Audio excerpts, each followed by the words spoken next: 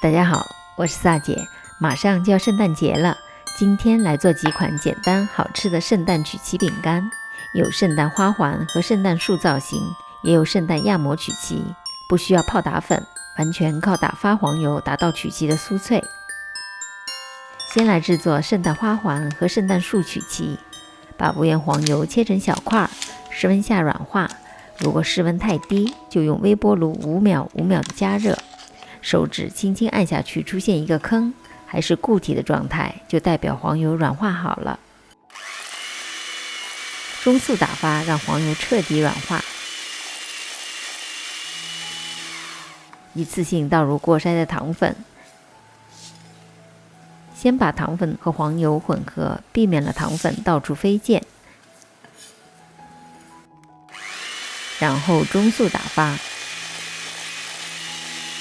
黄油的颜色逐渐变成浅色，体积也膨胀了起来，看起来好像羽毛一样。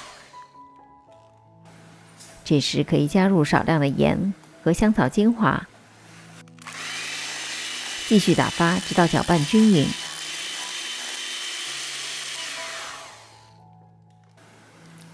蛋清要用常温的，也可以隔着50到60度左右的温水中浸泡，让蛋清的温度保持在25到30度之间。分2到3次加入蛋清，每次完全搅拌，而且没有出现油水分离的现象，就倒入下一次。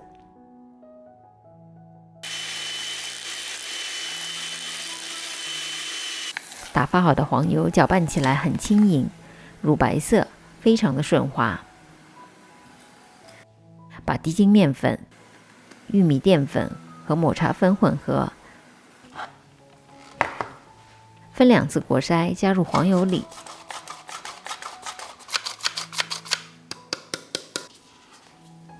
用切拌的方法混合，不要过度搅拌，以免面粉起筋，曲奇就不会那么酥脆了。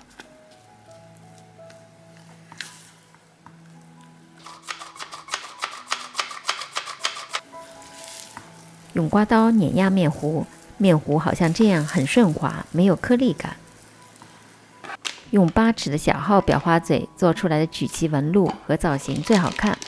裱花带要选择非常结实的，否则一用力挤就特别容易爆开。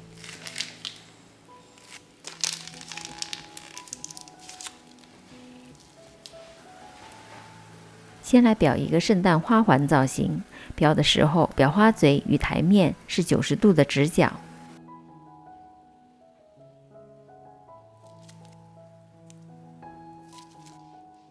接着来做一个圣诞树造型。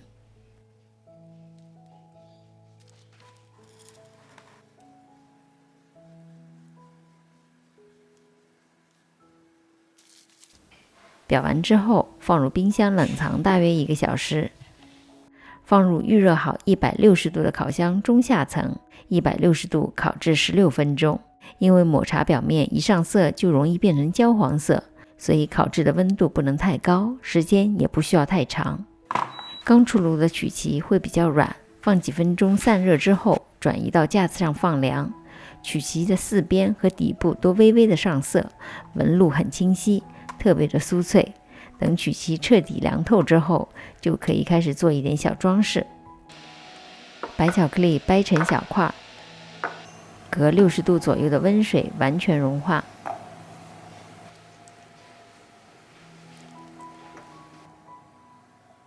出现顺滑流下的状态。表面的装饰可以用现成的圣诞主题的糖珠。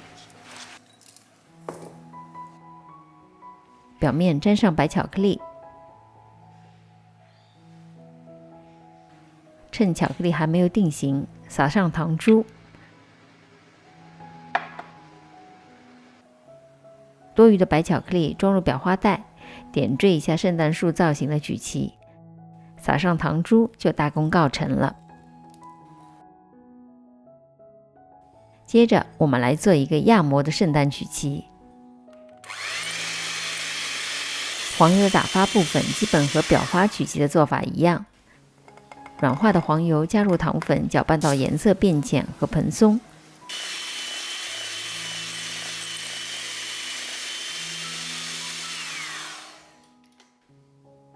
加入少量的香草精华，继续打发，直到搅拌均匀。全蛋液要用常温的，也可以隔着50到60度左右的温水浸泡，让全蛋液温度保持在25到30度之间。分2到3次加入鸡蛋液，每一次完全搅拌，而且没有出现油水分离的现象，就倒入下一次。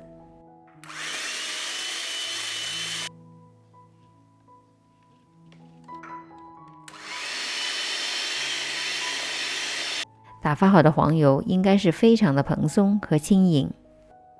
分成2份，可以做成2种不同的口味，原味和巧克力味。低筋面粉过筛之后分2次加入，可以防止面团出现小颗粒。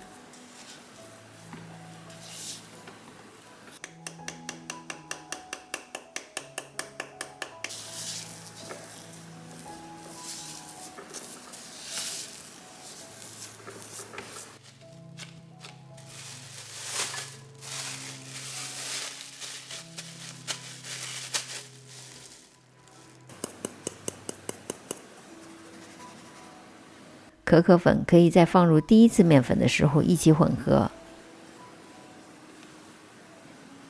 做曲奇的面团不应该过分的混合，用翻拌的方式，然后搓成团，放入保鲜袋，冰箱冷藏30分钟。底部垫一张保鲜膜，面团表面撒少量的干粉。用圣诞压模的擀面杖用力压出花纹。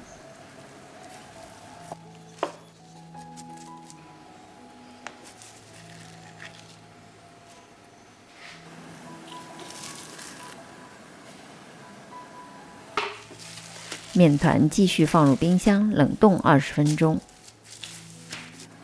冷冻过的面团偏硬，面团的压模也会比较容易。巧克力口味的面团做法完全一样。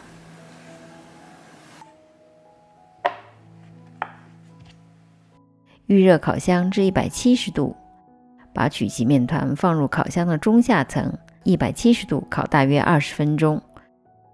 出炉之后，先在烤盘里散热，几分钟之后转移到架子上放凉。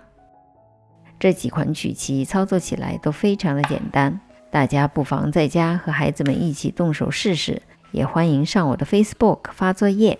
如果您喜欢我的视频，离开前别忘了点赞、订阅和按下小铃铛。我们下集再见。